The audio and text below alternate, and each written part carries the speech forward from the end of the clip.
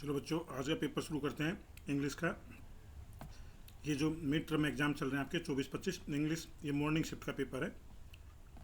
इसके आंसर की आ गई है। इसे शुरू करते हैं पहले पर्सन से। पहले पर्सन में देखिए, जो पहला है आंसर इसका आएगा जो नो पेनल्टी वाला। ठीक है, नो पेनल्टी। और फॉर द स्पेलिंग पंचुएशन और बुक, इसे तो आपको टिक करना है। इसमें कोई भी करके स्पेलिंग और पंचुएशन पे आपके नंबर नहीं कटने वाले। पहले में जो है, पहले का आंसर इसमें बी है। ठीक है, it reduce the number of trees. दूसरे वाला जो पूछा गया है, एक स्टेटमेंट दी गई है, state whether the following statement is true और फॉल्स। जो ये स्टेटमेंट है फॉल्स है। तीसरे वाला जो है, अपने चेक कर लीजिए, ये मिड टर्म का बोल रहा हूँ मैं, जो आज पेपर हुआ है आपको। ठीक है, 1 तारीख को, 1 अक्टूबर को जो पेपर हुआ इंग्लिश का मॉर्निंग शिफ्ट। थर्ड में जो है आपने लिखना है, ठीक है ना, turning trash into the wealth refer. ठीक है ना, ये 40 वर्ड्स में लिखना है आपको।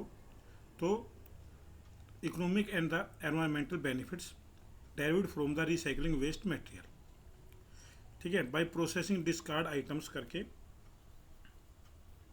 As paper into few products we can create value while reducing waste. This concept highlights the potential of the recycling to contribute positively to both the economic and the sustainability।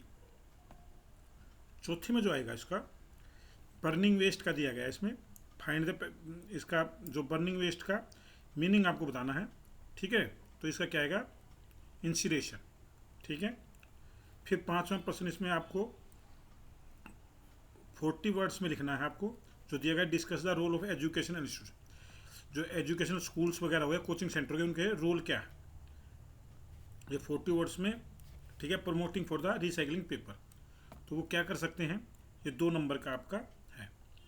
तो educational institute play a crucial role in the promoting paper recycling by the educating students on the importance of recycling.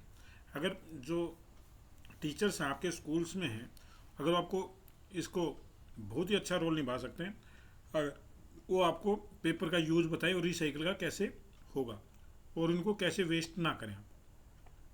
बच्चों को बताया जाए, विद्यार्थियों को बताया जाए, teaching them how to create various paper products such as the teaching aids. ठीक है ना, pen holders and not only the folders. This is not only raises awareness, यह केवल ही आपकी जागरूकता नहीं बढ़ाएगा, but also increase involvement in the recycling initiative. यह केवल जागरूकता नहीं बढ़ाएगा बल्कि इनक्रेज भी करेगा बच्चों को रिसाइकलिंग के लिए। Fostering a sense of responsibility among students. अब छठे का जो है, कंप्लीट द सेंटेंस। ये सेंटेंस कंप्लीट करना था, देखना था, तो इसमें कैसे करेंगे, इसमें आगे जोड़ना, तुम अचीव्ड से आगे जो जोड़ना है, when parents adopt small modification to their lifestyles, ये करके आप जोड़ देंगे। 7वें में आएगा जो आपको दे रखा है, मिनिमाइज एंड इंक्रीज। ठीक है, जो पहले वाला ए वाला आंसर है वो इसका ठीक हो जाएगा, जो 7वें में पूछ रखा है। तो ई तक दे रखे हैं, पहले वाला ठीक है और डी वाला भी इसमें आएगा। तो इसमें आइडेंटिफाई 2 सेट ऑफ उल्टे जो हैं आपके, एक पर्यायवाची होता है, एक विलोम होता है। ठीक है, तो सिनोनिम्स नहीं है, आपको इसमें वो करना है। तो minimise and increase and the discarded and the adopting, ये करके आपको मिनिमाइज कम करना, इंक्रीज बढ़ाना, और डिस्कार्ड और अडोप्टिंग भी आपको अलग। ये 7वां था। 8वें में क्या करना है आपको, यह 8वां है कि इसको ग्लोबल पॉपुलेशन के नेचुरल रिसोर्स को आपको छांटना था। तो 8वें का आंसर सी है। ठीक है, सी पे जो देखिए क्या लिख रखा है, there is an increased burden of the natural resource. अब जो दूसरा है, ये तो पहले के पार्ट थे, दूसरे में आया, ये 10 नंबर का है। ठीक है, आपको जो करना है, इसमें करना क्या है, दूसरे में आपको ये 1-1 नंबर के जो पर्सन दे रखे हैं, 1 और 2 नंबर के, इसको आपको पैराग्राफ में से छाट करके लिखना है। तो पहले पे आते हैं, जो पहला दे रखा है ये फिलिंग द ब्लैंक्स दे रखा है, इसमें आपने लिखना है the mind and enhance academic performance. दूसरे में फिर ब्लैंक दे रखा है, ठीक है। तो आपको क्या लिखना है इसमें कि ओपिनियन और सब्जेक्टिव जजमेंट, इसमें दे रखा है सब्जेक्टिव जजमेंट दे रखा है, और इज और ए एन करके दे रखा है, इट्स एन दे रखा है, और ऑब्जेक्टिव ड्रिल दे रखी है। तो ओपिनियन और सब्जेक्टिव जजमेंट दे रखा है। तीसरा जो है 2 नंबर का है, ये आपको लिखना है, इसको देख लीजिए ध्यान से क्या लिखना है आपको। ये मैं थोड़ा स्लो चला रहा हूँ तो इसको देख लीजिए।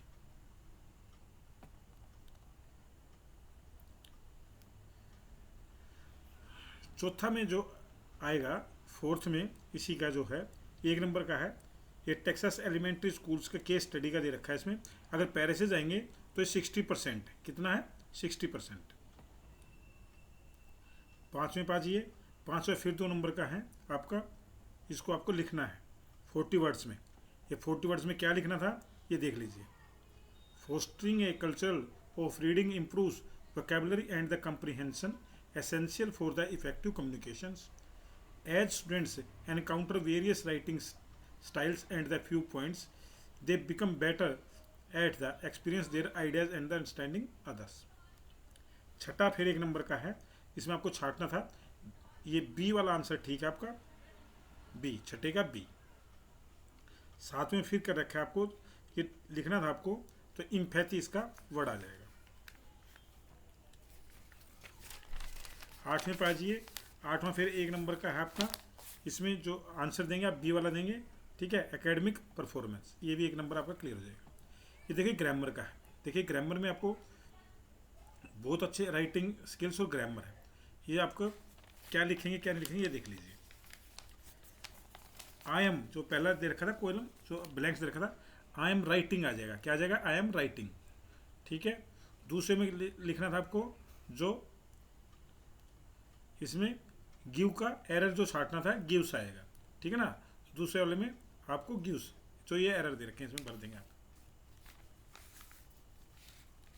थर्ड में आ जाइए, थर्ड में क्या करना था, तो इसमें रिपोर्ट है ये मायरा की, इसमें पढ़ना है। तो इसमें क्या लिखना है? Myra asked her mother if, इसमें लगा देंगे इफ लगा देंगे या वेदर लगा देंगे, दोनों ठीक है इसमें, ठीक है। She could go out with her friends that way to have some pizza and ice cream, ये क्लियर हो जाएगा। चौथे का जो आंसर है सी है, चौथे का आंसर कौन सा है? C. What he wanted to buy, वह क्या खरीदना चाहता है, क्या। पांचवें में शुड का प्रयोग आप करना है, माइट, शुड और वुड दे रखा है, तो शुड राइट आंसर है। छठे में आ जाइए, छठे में क्या लिखना है आपको? वाज और वर्ग का प्रयोग करना था, ठीक है ना। तो इसमें एरर लिख देंगे आप, ठीक है। वाज की जगह क्या आएगा? वर। 3 पैसेंजर ज़्यादा हैं तो पैसेंजर वाज नहीं आएगा, 3 हैं तो ज़्यादा हो गए तो वर आ जाएगा, ठीक है। सातवें बाजी, इन की जगह क्या लगाएंगे? एट। इन तो अंदर होता है, ये एट लगाना आपको, क्या लगाना है? एट, जो फोर्थ वाला है, ठीक है, एट। आठवें पे आ जाइए, आठवें में देखेंगे एक ब्लैंक दे रखा है, आप देखेंगे वुमेन से सेंटेंस शुरू हो रहा है, तो क्या जाएगा? एम्पावरिंग वुमन, क्या जाएगा? ए वाला ठीक है, एम्पावरिंग वुमन। नौवें पे आ जाइए, नौवें पे क्या कर रखा है? डायलॉग दे रखे हैं आपको, रिपोर्ट एंड डायलॉग, उसको पूरा करना है आपको। तो इफ आएगा क्या? इफ से शुरू करेंगे। If she was going to tell her what she should do, ठीक है। हर बाई आस्किंग के बाद ये लगाएंगे आप, if she was going to tell her what she should do. 10वें पे आ जाइए, 10वां देखिए क्या है? बी, ठीक है, कंप्राइसिस।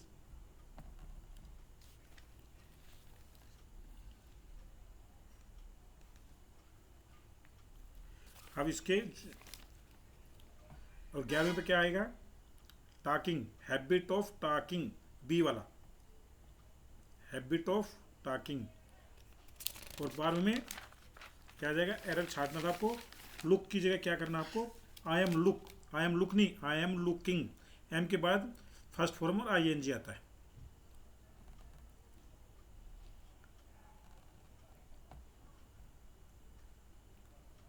अब आज ये क्रिएटिव स्किल्स हैं, ये आपके राइटिंग स्किल्स हैं, ये आपको सारे अपने आप करने होंगे। ठीक है, और देखते हैं जो आपको बताया जा सके क्या किया जा सकता है। क्रिएटिव में राइटिंग में यूजिंग है, पैराग्राफ है, एनीवन अटेम्प्ट सा। छठे में रीडिंग एक्सरसाइज के पर्सन्स हैं। छठा देखते हैं,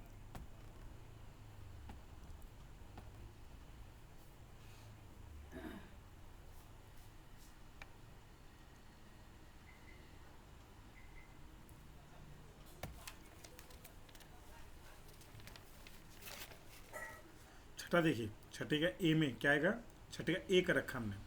छठे का ए वाला जो आप पार्ट आपका पहला ए में आएगा, पहला शी रियलाइज, ठीक है, realise he has no one to look after him and feel sympathy for him. जो दूसरे में आएगा शी वाला पार्ट, जो दूसरा वाला पार्ट है उसमें 4 पार्ट दे रखे हैं आपके, ठीक है, तो हम सी को ठीक कर देंगे। तीसरे में एक पर्सन दे रखा है आपको, केजिया सेज करके 40 वर्ड्स में आपको लिखना है, ठीक है। तो Kezia father is portrayed is strict but caring करके आपको करना था। ये थर्ड दे रखा आपको, ये सॉरी सेकंड का सी पार्ट था, ये मैंने पढ़ दिया, गलत पढ़ दिया आपको लिए। थर्ड वाले में जो 40 उसका वर्ड्स का है ये देख लीजिए। अभी 40 वर्ड्स में क्या लिखना आपको, she means that her initial perception for him as daunting and imposing figure was incorrect, ठीक है। She realise that she is just a regular person who also needs care और टायर्ड। चौथे में क्या आ जाएगा, इसमें एक वर्ड देना था सेम एज, ठीक है ना, सेम में क्या आ जाएगा जो दे रखा है टायर्ड। अब बी वाला पार्ट है ए, अगर आप किसी ने ये किया हो बी वाला किया हो ए ना करके, तो पहले में आपको डॉग लिखना है, दूसरा में जो 40 वर्ड्स में देना है आपको तो ये लिखना है आपको। देख लीजिए इसको ध्यान से क्या लिख रखा है,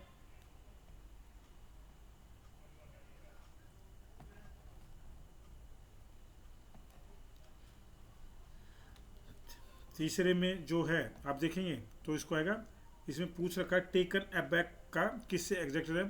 taken aback refers to a state of surprise of shock, ये इसको रेफर कर रहा है। और चौथे में 4 ऑप्शन दे रखे हैं आपको, इसका बी वाला ऑप्शन चौथे में 7वें में पढ़ रहा हूँ मैं ये, ठीक है ना, और वाला पर्सन, तो be strict addends of rules. छठे का चौथे का बी, ये जो है छठे का चौथे का बी पार्ट।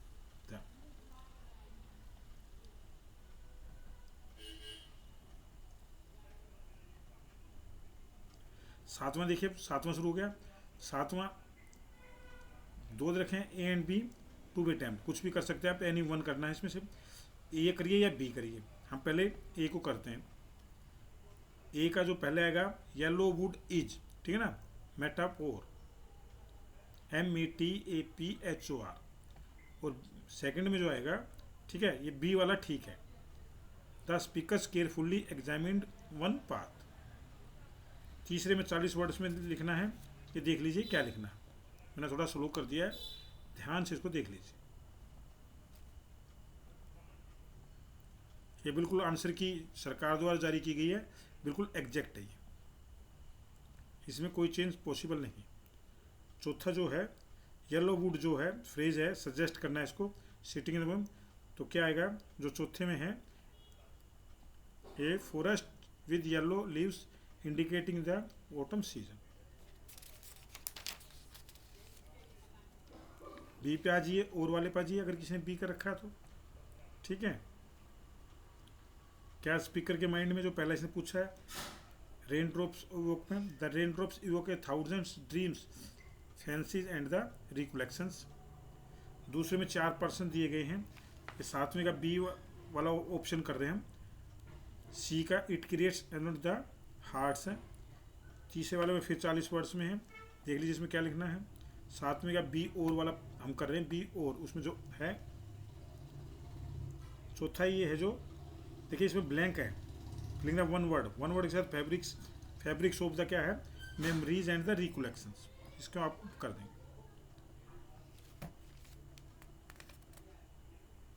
इसके बाद बेटे पर्सन है 3-3 नंबर के, ठीक है, इनको आप अपने आप कर लेना। Thank you very much.